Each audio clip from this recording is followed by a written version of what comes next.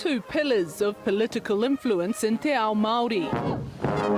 Ratana and the Kingitanga uniting against what they view as a common threat. At the end of the day, when you probe the tani far enough, it's going to come out of its cave, and I think this is what's happened, particularly around the issues that we face here as Māori. Following on from the hui last Saturday, this is just another reiteration of our mana motu hake, and then into Waitangi, and then into further hui over the time.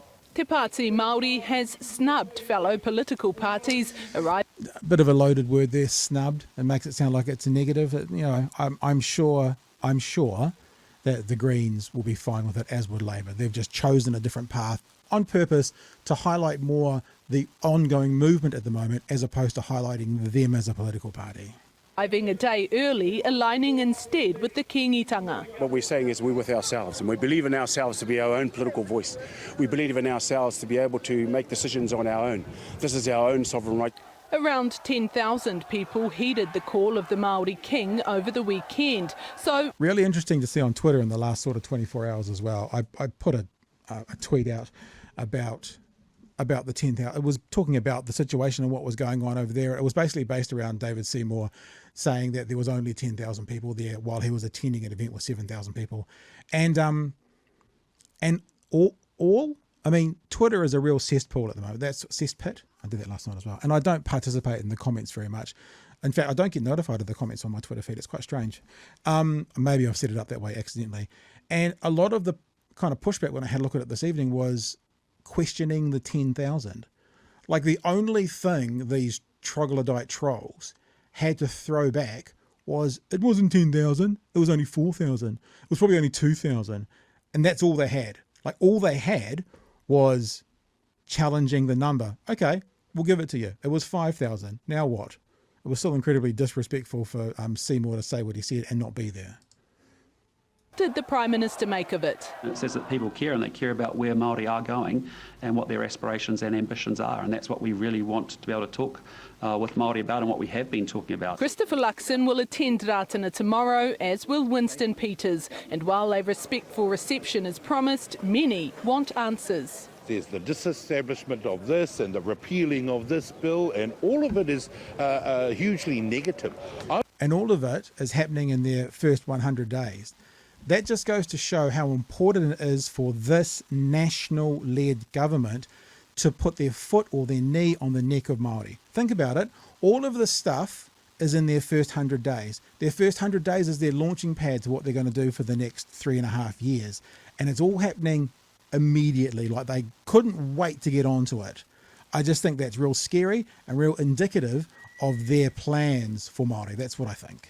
I want to know what the Prime Minister and what his coalition government will achieve over the next parliamentary cycle. He's allowed for people like, parties like ACT and New Zealand First to push a very racist, white supremacist agenda. And so, to try and justify that in a very Māori setting, I would be interested to hear what he has to say about that. But there's one leader who's never been here, the man driving the treaty debate. There's thousands of events on in New Zealand every weekend, and that's not one that I've ever seen. So this is his new talking point. He said exactly the same thing about the hui. Oh, there's thousands of events, you don't go to everything. That's the first point, which is utter bullshit. Seen the value in. It's ultimately a religious gathering that was politically significant nearly a century ago. It's a bit of hypocrisy on behalf of David Seymour, not to turn up to National Hui, not to have a national conversation. I'm not too sure what he's up to tomorrow, but I hope he has a good day, and we'll see him up in Waitangi definitely. A daunting prospect perhaps as Māori mobilise in a unified and significant way. There you go. Now, a couple of things about the David Seymour part, right? It's a religious gathering. So again, he's making these excuses like the 0.02% of the population. Oh, there's not enough people to go to the hui. I mean, that might not be the only reason. I'm going to try and be fair, but you got to say, if that is spoken out as one of the reasons for not being there, then you get called on it. You're not going to go to an event with 10,000 people, but you'll turn up to an event with 7,000 people. What are you talking about? The next thing he said, which he said tonight, was it's a religious gathering. Now, we're saying it's a religious gathering as a way to to dismiss it. Like, this isn't politics. It's a religious gathering. Again, Do we know, people, where he was in the weekend? This is where he was. This is the event he was at in the weekend. The Hindu spirit comes alive at Eden Park to commemorate the Ayodhya ceremony. So he's just been at a ceremony that was purely religious. And one of the excuses he's put out there for not going to this ceremony or this event, it's because it's religious. Now, let me just read to you the kind of religious it is. There were more than 7,000 men, women and children at Eden Park in Auckland, when it happened, to offer special prayers to Lord Ram, an avatar of Vishnu. India's High Commissioner to New Zealand, Nita Bhushan, and her husband, priests and officials of 11 temples and associations, and hundreds of people offered prayers and recited kirtans in praise of the Lord. Long queues were then formed to go around the havans and the deities and submit their offerings. So it was basically church. Now, I don't have a problem with it. Let's make that clear, that he attended basically church. But what I do have a problem with is when he puts aside and pushes aside Ratana, as he said, quote, a religious gathering. Now, he said that as a way to give one of the reasons he wasn't going, after he's just come from a place which was basically church. Now, something else that's really interesting from this this conversation and this weekend. I'll bring you up a story here from Mick Hall in Context, which is on Substack. Remember all the hubbub around From the River to the Sea, right? Now, I'm not going to get into that debate with you now, but remember the hubbub about it, that some people thought it meant this, quite offensive, quite genocidal towards Jews. Other people thought it meant this, which was, the freedom for the people in Palestine. Let's not get into debate, but we will acknowledge that there was differing perspectives as to what that meant, which meant you could not say it. That was very clear. You could not use it. It was offensive to the right.